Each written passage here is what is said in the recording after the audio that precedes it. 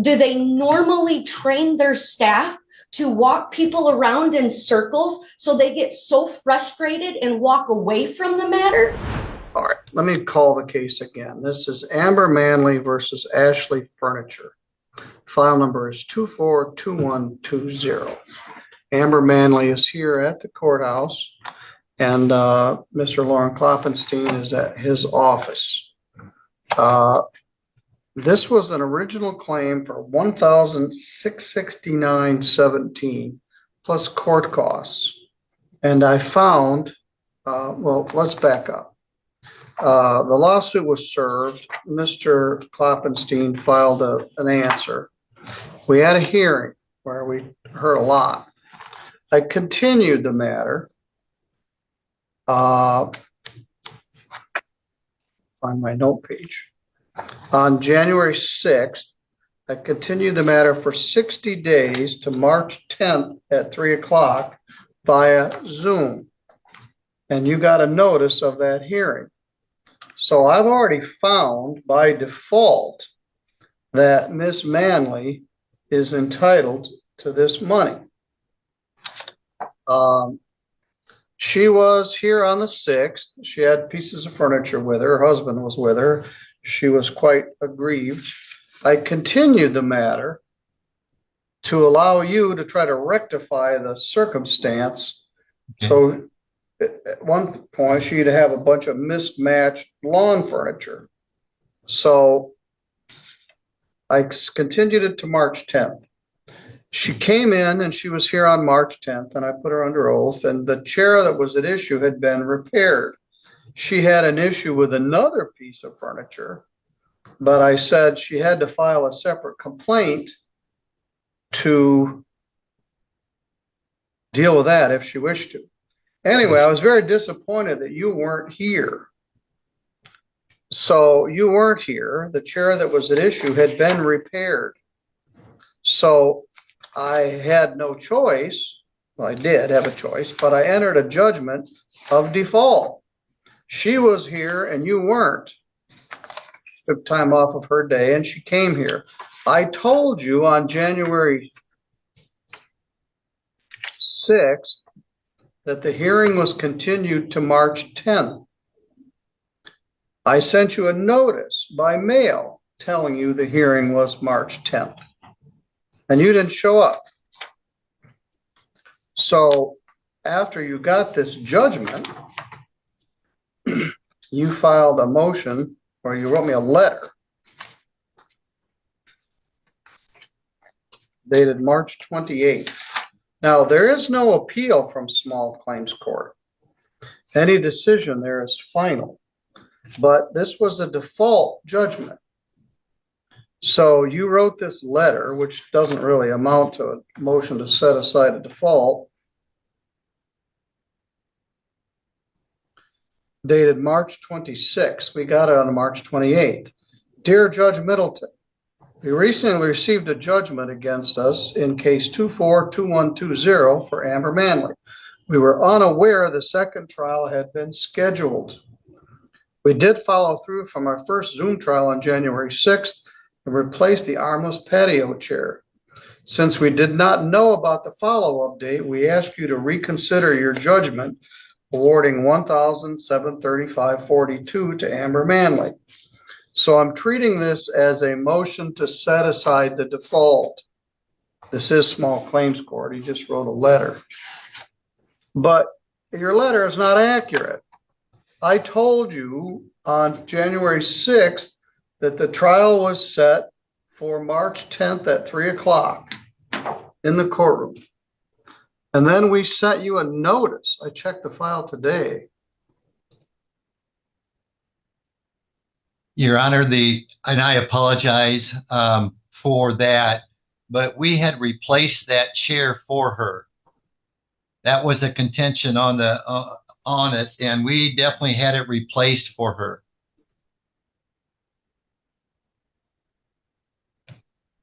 And I didn't realize it was another hearing.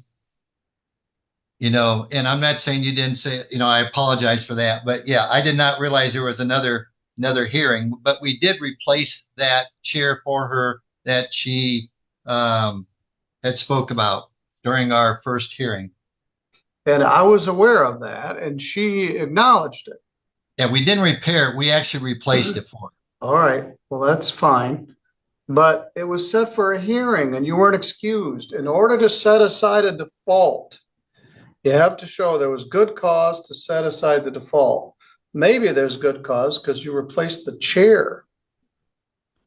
But you have to show a legitimate reason for failing to appear. And you said you were unaware there was a hearing, and that's not accurate. Well, I did. What I'm saying is that I apologize. I'm not saying that you didn't say that at your hearing, at the first hearing. You very well could have. But all we were thinking that the chair was replaced, and so we thought everything would have been fine. Well, this wasn't an agreement that you made over the kitchen table with a handshake. It was a court hearing. And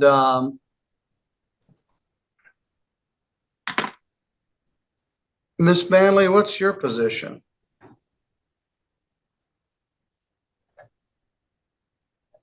To be honest, Judge, I think that you were very fair to me in the very first trial. I am out a piece of furniture still. Yes, have I gotten the runaround? And yes, would I like my money back? But I am willing again to receive a new piece of furniture. I brought it in last time. I have pictures of how their repair center tried to repair my furniture and then wanted more money from me. So I want to know if Mr. Kloppenstein knows about the hassle that I have went through with this next piece of furniture. And do they normally train their staff to walk people around in circles so they get so frustrated and walk away from the matter? Because if I would have known, I would have went and did another small claims for this next piece of furniture because I have a year for warranty work. I just wasn't going to take that piece of furniture and walk it up to the front desk area and demand to speak with a manager that would not come back to the customer service loading dock.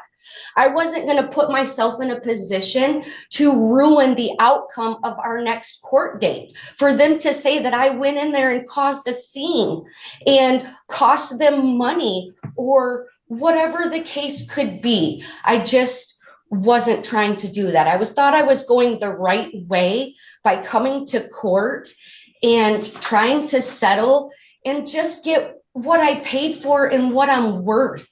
You know, I work hard every day, just like their staff, and I just want what I deserve. Well, I heard a lot of testimony about this first chair. Mr. Kloppenstein replaced it. You were unhappy about another piece of furniture and you brought it in here on March 10th. But this case was not about that other piece of furniture. Can I say something? Yes. When I brought in this very whole lawsuit, it was for all the furniture, every single piece in its entirety. That was the whole amount of this furniture. So in my opinion, I did bring in. It might have been one piece out of the whole bunch that was broken, but it's a set. Your Honor, the only piece that we knew about was the one chair that we had talked about. Yes. I mean, I had to All right, talk stop. Only one person can talk at a time. Mr. Kloppenstein, the person you need to apologize is to yourself. Because you didn't show up for your court hearing that I told you about in court, and I sent you a notice. And you got a default judgment, and I don't find a legitimate reason for your failing to appear for the hearing. So I guess we're not going to fight about this other piece of furniture that she's still dissatisfied about. But I find the motion to set aside is denied. Well, Your Honor, can I just explain to you? I apologize. Let me finish. Okay. I understand you dropped the ball. I understand you thought it was done because you gave her the chair back, but it wasn't done. You didn't have my blessing to dismiss this. She was here, she was still upset, and you didn't show up. So I find there may be a legitimate defense, but there was no legitimate reason for failing to appear. Look, may I speak, Your Honor? Yes. And I was out of the country. Okay. I'm not saying that's a good reason. I'm just, you asked me for one, and because I thought. Well, that's a different reason that I didn't know. If you're out of the country, I guess you could ask for an adjournment. So the original judgment stands.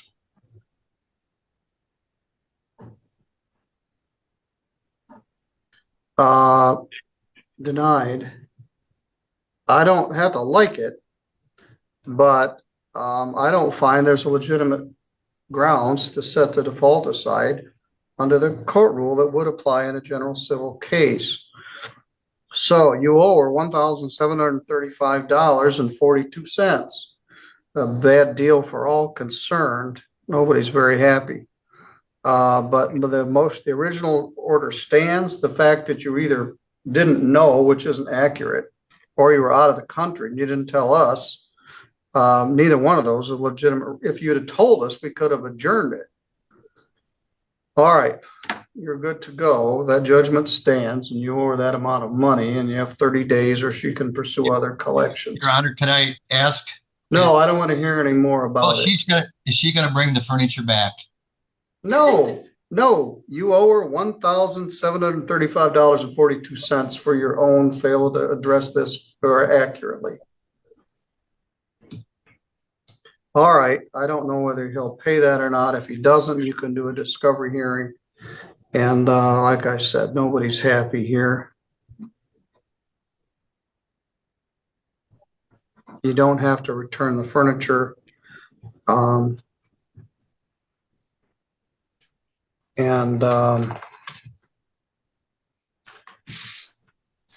We'll just leave it at that. You're free to go. Thank you. All right, we're still plugging away here.